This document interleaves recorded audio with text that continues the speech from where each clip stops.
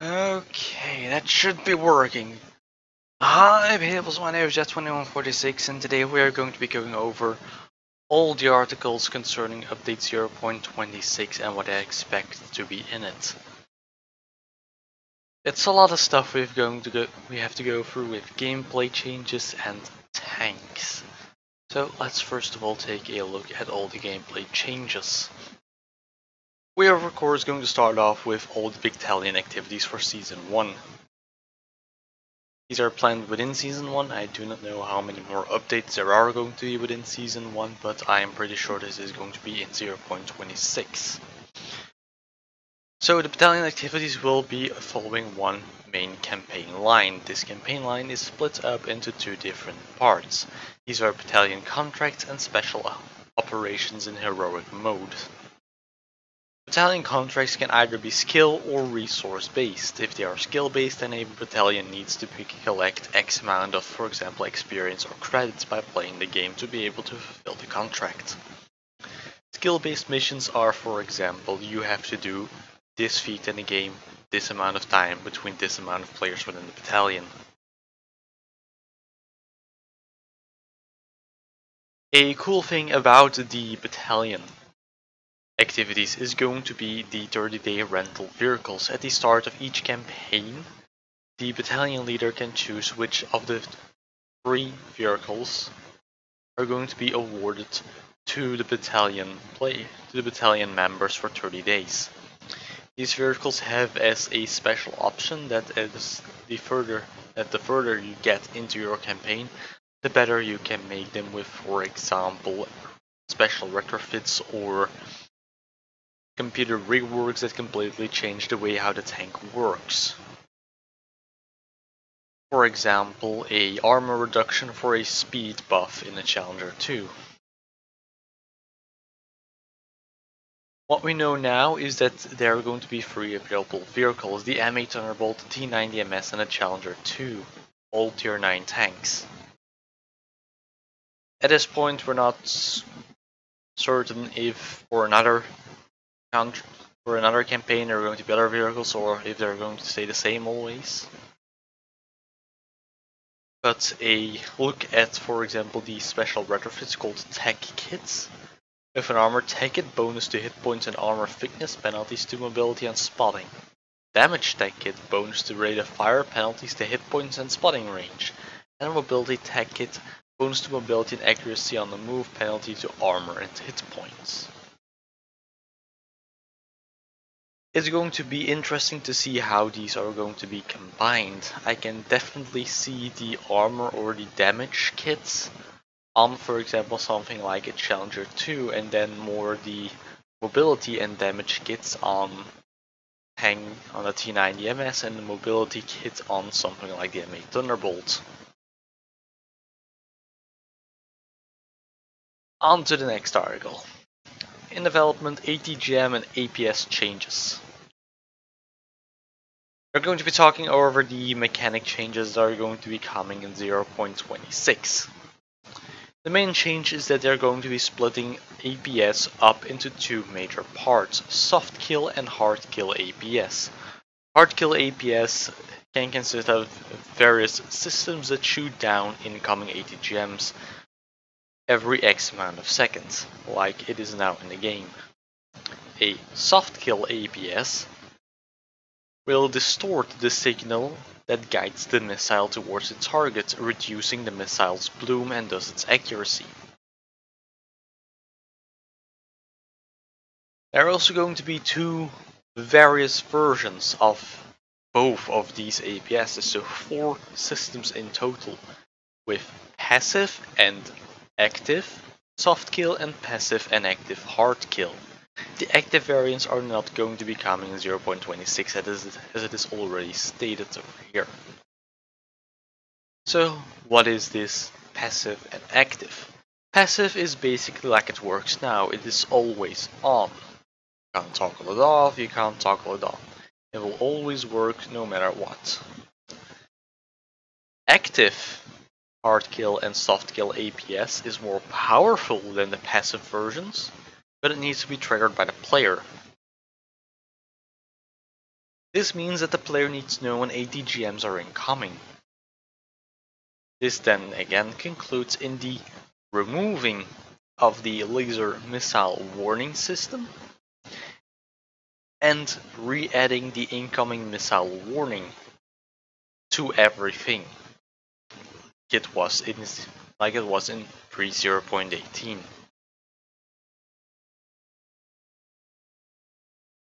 And lastly, another weapon to defeat ATGMs will now be smoke. Smoke will now have real life effect on ATGMs by distorting the signal as chaff is mixed in with the smoke itself,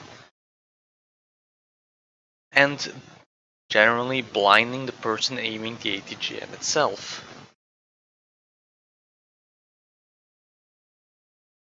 Next up, something we have wanted for a long time, the Armor Viewer. The Armor Viewer basically works like the one in World of Warships or World of Tanks. No, not really World of Tanks, it's more War Thunder. It works like those two, in which you can basically see the various armor thicknesses and overlapping of different types of armor on your vehicle, allowing you to find weak spots more easily instead of having to go out and find them the hard way. You can also look at armor thicknesses in certain angles. For example, if I want to know how thick the armor under my mouse cursor is, there will be a prompt next to it telling it, or that the thickness won't matter, and that it will be an automatic ricochet.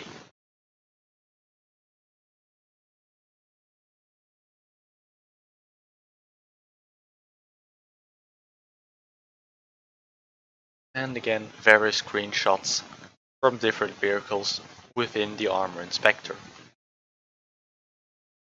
The last nice feature of the armor inspector is going to be the penetration. It basically shows which type of ammunition can penetrate which target. Meaning that you're playing, for example, a Challenger 2, and you're facing our Challenger 2 and you don't know where its weak spots are. You can come back to the armor inspector, select your Challenger 2, select the ammunition you're using, and then look at where the weak spots are for that type of ammunition. With again various screenshots showing off this feature. Next up is improving player experience and mode availability changes. The main part here is going to be that they're going to be limiting standard difficulty PvE from tier 1 to tier 5, so easy is going to be 1 to 5. Medium difficulty is going to be tier 3 to tier 8, and hardcore difficulty is going to be tier 6 to tier 10. For special operations, however, this is going to be the biggest change to PvE, with standard difficulty being limited from tier 6 to tier 8, prior to being tier 2 to tier 8. This is to prevent, for example, 3 tier 2 tanks ending up with a tier 6 tank. And hardcore difficulty stays the same, with only access for tier 9 and 10 vehicles. Global operations, however, is where the biggest limitation lies, in which that it will only be accessible for vehicles between tiers 8 and 10. No longer will you be able to take anything between tier 2 and tier 7 into global operations. This is to further emphasize that the mode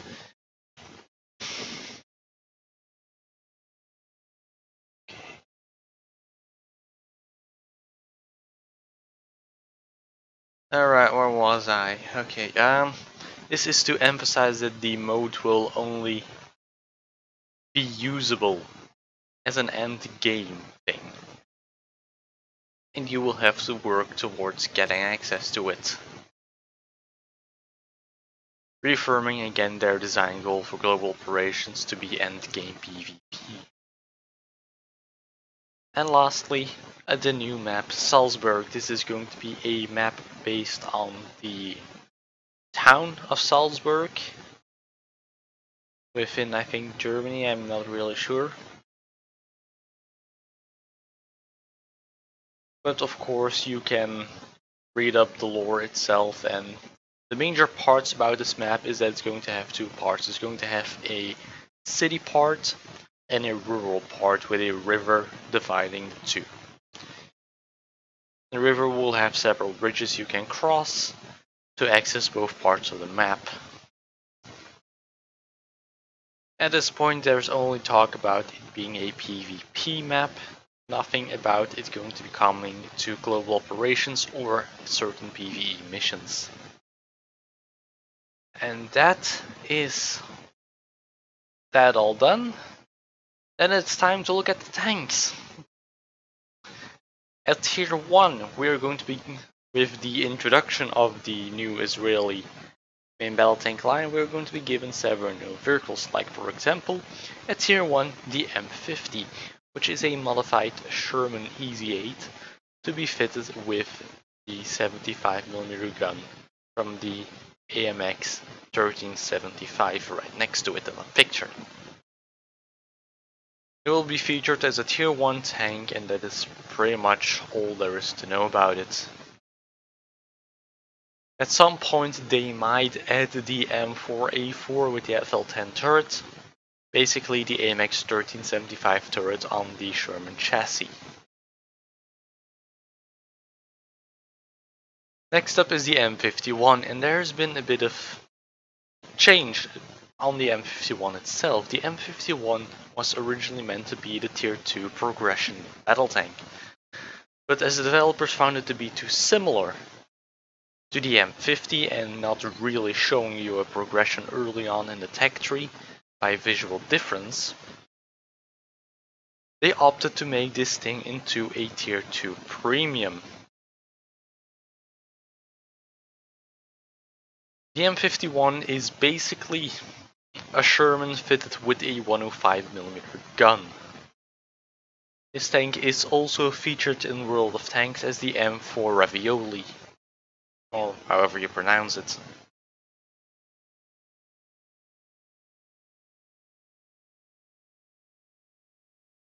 Again, Silent Stalker really does great work on these articles. A lot of information in here if you want to read it. Then meet the new tier 2, originally meant to be the tier 3, the Shot Call. This is a modified version of the Centurion British main battle tank. It is modified to fit ERA bricks, smoke grenades, and a 105mm gun. This is the British L7. Or a variant on it. I haven't really read through the article that much. But the chassis itself was based on the Centurion. What the Israelis did with it was add storage to it, add a machine gun on top, infrared searchlight, ERA bricks, and a bigger main gun from a 20-pounder to a 105. Then the new tier 3 main battle tank is going to be the Tehran 6. The Tehran 6 is basically a slightly modified version of a T-62 that has been captured during the 6 Days War from Syria and Egypt forces. From Syrian and Egyptian forces. Tehran 6 was added to the main progression line to be able to show more of a difference between tanks that you progress towards. On tier 4 we are going to have the Magog 5, and the Magog 5 is going to be a modified version of the M48 Patton.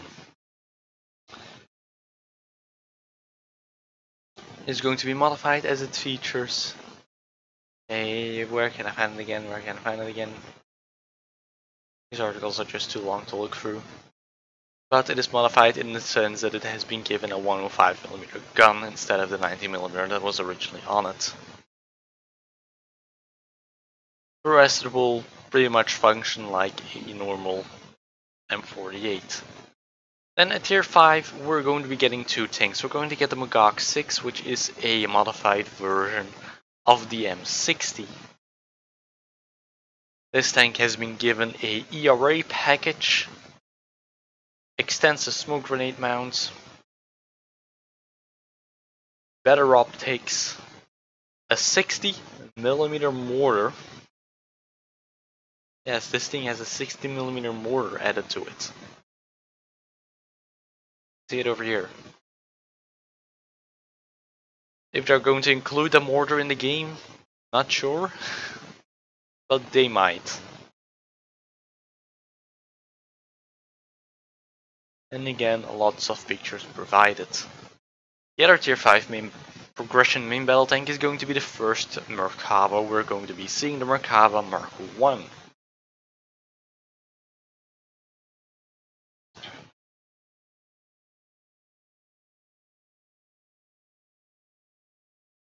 And again, if you want to read the entire article, it is on the Armored Warfare website. I'm not really going to be going over it. But the Merkava and the Magok each lead to separate tier 6 battle tanks. For the Merkava, it's going to lead to the Merkava 2B, a familiar tank. The Merkava 2B used to be the tier 7 premium Merkava, then was swapped out from the Merkava 2D variant.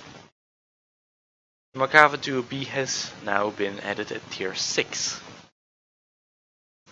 and will only be accessible if you choose the Merkava 1 at tier 5. Then the Magok 7C. The Magok 7C is going to be a, again, heavily upgraded M60. This is again also going to be available if you choose to play the Magoks. The Magok 6B. What was it again? What was it again? If you play the Magok, come on, how are they going to call it again? I already don't know what it is anymore. Magok 6B. It's going to be accessible through the Magok 6B. Then we're going to be skipping tier 7 and we're going to go straight to tier 8 with the Merkava 3. With a name behind it, the Merkava 3 is basically going to be an up-armored and up-gunned version of the Merkava 2B with a 120mm gun instead of a 105. It is still going to feature the 4-round ready rack.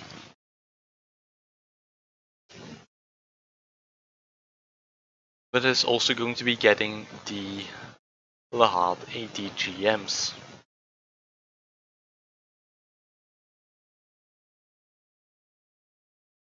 Tier 9, Merkava 4, like expected. Again, not much to say about it, an up-armored and slightly better, an up-armored and better range finding and targeting systems on this thing compared to the Merkava 3. It's also going to be getting better APS.